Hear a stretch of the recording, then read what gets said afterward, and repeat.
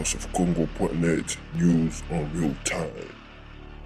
Napesi mbote na baoyo balandaka mingi émission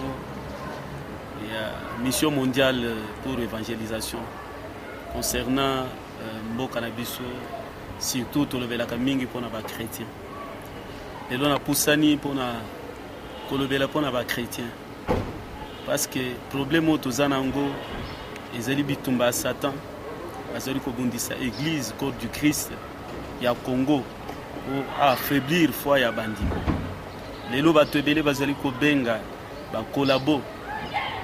Un vrai collabo azali muto azali collaborer na Satan pour komema bato na désobéissance ya parole de Dieu afin que bato va subir conséquences ya Nzambe. Après nazolobela un chrétien azali nani?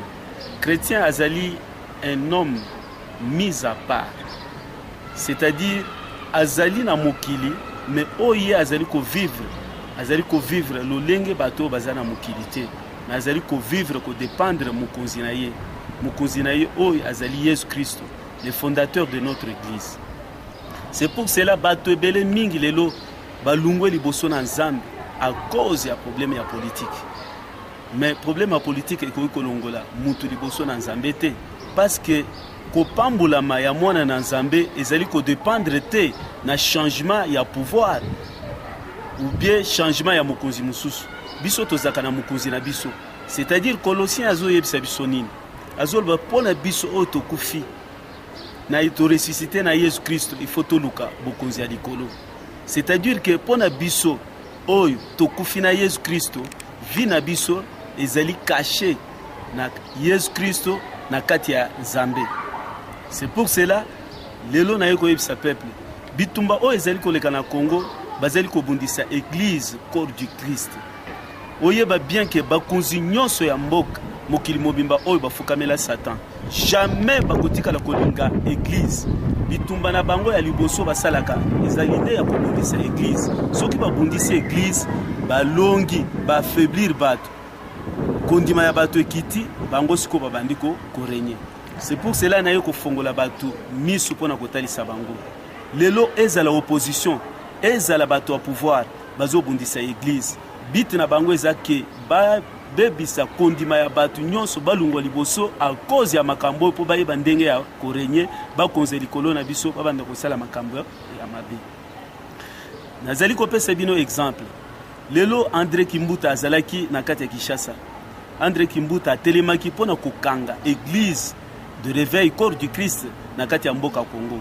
André Kimbuta aza muto gouvernement parce que bakoki kotia ye esika wana te soki baza bomoko te na mokonzi ya mboka. C'est-à-dire problème oyo babongisaki yango na kati ya monde des ténèbres.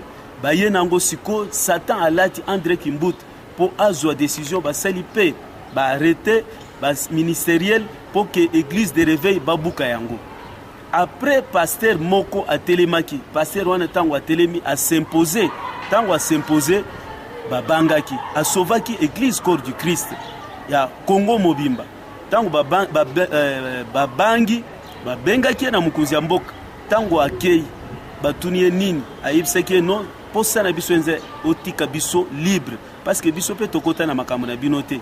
Bino nde bozozwa baseli na Nzambe bokosisa bango na makambo na bino. Musala na biso nde yango. Après batiki ba église libre. Musali na Nzambe wana évêque mukuna aye na kati ya mboka oyo après ya ko sauver église corps du Christ. Ndenge David asalaki. André Kimbuta zo insulté bana na Nzambe muntu akotele mepo alo bazate ya s'imposer à telemi a lobi Nzambe akiti na kati na ye asali.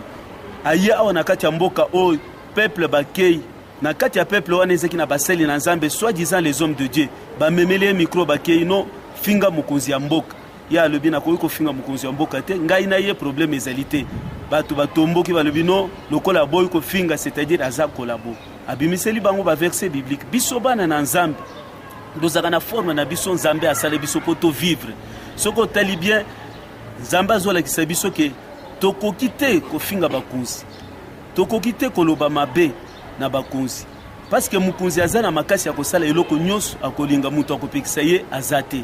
Tomona pe exemple wana na Archibelek o azalaki sacrificateur na kati ya Nob tango ayambaki David Saoul ayaki abomaki bato mboka mobimba nzambe azalaka te sozotala exemple mosusu ya Jean-Baptiste ntango abandaki koloba mabe ya Hérode Jean-Baptiste bakanga ye batie na kati ya kasho. C'est-à-dire qu'un homme de Dieu il faut ayeba ndenge ya kovivre na bakonzi ya mboka. Il faut atosa bango akoki koteleme na bango te ba mingi lelo bakutani na kufwa pona kozanga sagesse ya kovivre na bakonzi ya mboka. Mukonzi ya mboka babundisaka ye te na kofinga ou bien na koloba. Mukonzi ya mboka babundisaka ye na mabolongo. Na mabolongo so otali na acte des apôtres 12 okomona ke tango Hérode abandaki ko exécuter église primitive na tango akala. Soko otangi bien abomi Jacques ba Etienne babami yango mabanga tango bakei ko simba Pierre elaka ya église ezali lokola likolo ya Pierre bato bakende ko sangana pa ba mama Marthe babandaki ko intercéder na butu soki mukunzi ya mboka yeba ke bato wana bazo intercéder quelque part alingaki kende ko panza bango. C'est pour cela mukunzi ya mboka babundisaka yete babundisaka yende na prière babundisaka ye na prière parce que azana makasi ya kosala nyonso akoki kosala kosala. Yango ndeko moko posanga question alobi ote nazo lukata ndoki moko alia mukunzi ya mboka nga habite ndoki moko te akoki kolia mukunzi ya mboka ata muke akoki kolia te akoki kokanga bango nyonso. Mukunzi ya mboka babundisaka ye te babundisaka ye na ba prière. Yango ndeko moko ayebisaki ngai alobi ke tozo lukata ndoki moko ata marabu moko akoki kolia mukunzi ya mboka nga habite ndoki ezala marabu azaka na makasi te ya kolia mukunzi ya mboka. Mukunzi ya mboka nzambe apesi puissance koleka. Nazo peso exemple akoki kokanga bandoki nyonso akangi même ba magicien nyonso atie bango esika bomi bango eloko moko kosalema eza te. Est-ce que na mboka na biso bandoki bazate si baza na bango oyo balingaka mpe mokonzi wana te na mboka na biso ba magicien na bani baza mpe wana est-ce que basali nini baza na eloko moko akosala te moto abomaka mokonzi eza kaka nzambe ye moko. C'est pour cela lelo trouble ekoti na kati ya évangile bato bazoyeba te où est le vrai serviteur où est le faux. Un vrai serviteur de Dieu aza moto azali kolekisa bato vérité kolekisa bato vérité. Ce n'est pas dit que changement ya pouvoir nde kosala ke biso epambola biso ba chrétien te biso ba chrétien tozana oyo mokonzi na biso alobi akei kolokela biso esika vie na biso ezali caché na kati na ye.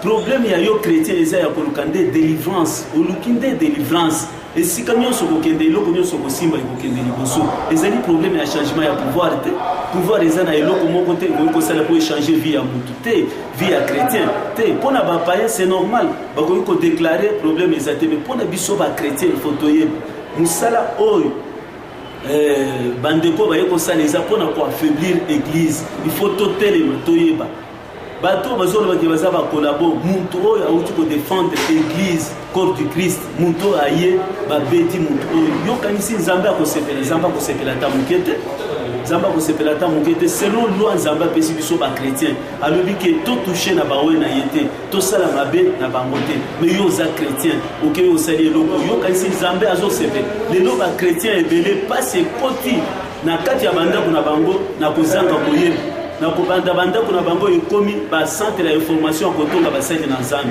mais bible ezo exceptionnel si mon serviteur tombe sera en regard de son maître serviteur peut avoir un problème à cause de la zana kati ya faiblesse mais faiblesse na yete cause la te et comme sujet au banda ko tamble ko no bebisa honneur na ye ou bien ko détruire église on nzambe apesi po akam tango ozali ko sala eloko ndenge wana ozali ko bundisa nde nzambe azali ko senga ba chrétien nyonso basangana nzambe azosenga baserviteur de Dieu nyonso bazali banda ya mboka bakutana na bandeko na bango baserviteur de Dieu oyo bamemi peuple na erreur basangana na basali na nzambe oyo ya libanda na oyo ya kati bakoma lokola muntu moko toluka baproclamer service tosenga nzambe justice na nzambe ekita na kati ya mboka na biso lelo musala na nzambe moyen esalama malamu eza te nzambe ye moko oyo aponi bakonzi wana ye moko justice na ye ekita apona muntu oyo akoki kotikala afin ke musala na nzambe etambula facilement ezala te na bablocage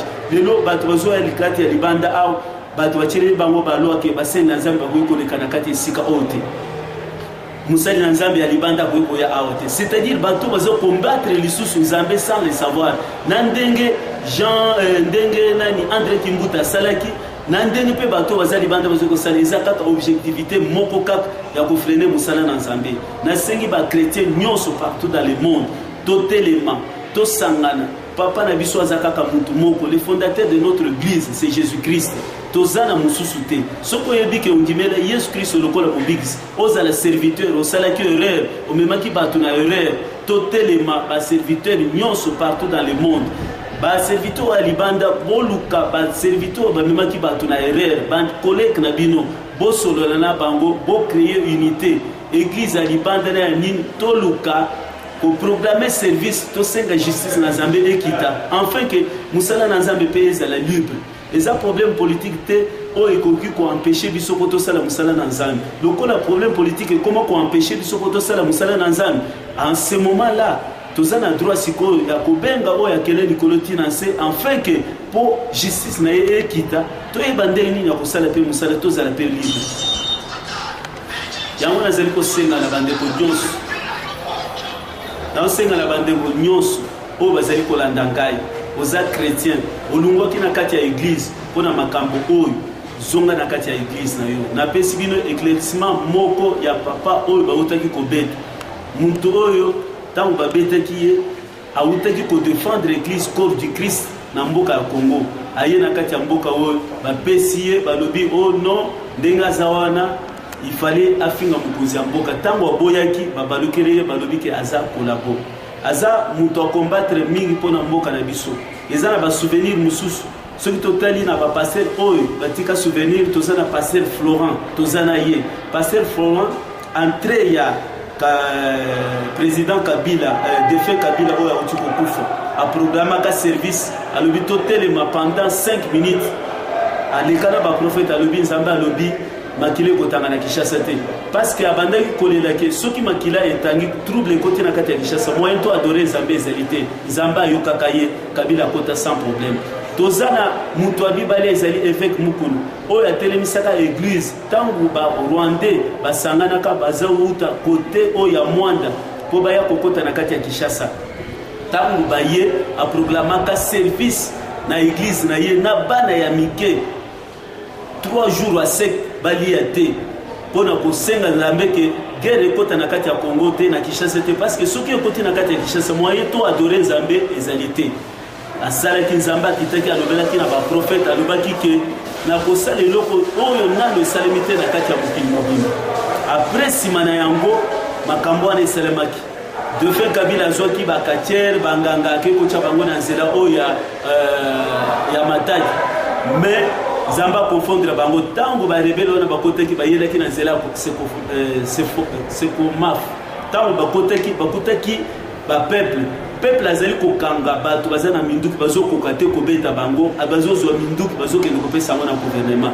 eloko wana elobamaki monde mobimba eloko oyo nano esalemi te mokili mobimba mutu na munduki nazokokoboma mutu te mboka na biso eza mboka ya Nzambe papa oyo nde mutu atelemaka na brèche asali musala oyo lelo botelemi epai na mutu oyo il fallait bato oyo basimbaki mutu na nzoto boluka moyen toyokana biso ba chrétien tokoma lokola mutu moko to programmer service justice ekita na kati ya mboka na biso na sengi ba chrétien nyonso na monde mobimba soki olungwaki na église na makambo oyo bato bazali kolo lelo baseni na Nzambe bakomi ebele tozana baseni na Nzambe ba volontaire wana baza mutu azaki voyant mutu ayebi kotanga na Bible aye na kati ya mboka ya libanda oyo amoni ke musala ya kosala ezate akomi na ye pasteur tango akokende Nigeria akei bapesi ye bidon ya mafuta bapesi ye na mouchoir bapesi ye na bidon ya mai aye awo akomi pasteur akomi kosala ba miracle église ekozala fondé kaka na miracle te soko mona église eza fondé na miracle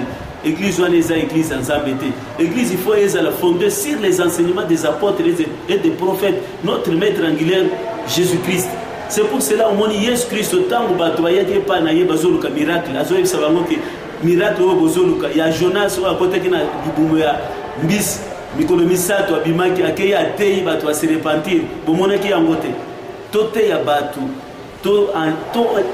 totika kofandisa bato kaka na kati ya miracle mais to enseigner bato miracle na délivrance lelo muntu akoyi lobi akoyi azwi délivrance mais muntu ana soki aza enseigner te ndenge nini akotambola na délivrance wana to enseigner bato bayeba ndenge ko respecter bakonzi ya mboka bayeba ko respecter basani na Nzambe eza ordre na Nzambe apesi biso Bible ezoloba ke toute autorité vient de Dieu. C'est-à-dire ce côté là Romains 13 au kititi na se okoyoka bazolo ke ba autorité même les hommes élevés batouana ce sont des serviteurs de Dieu.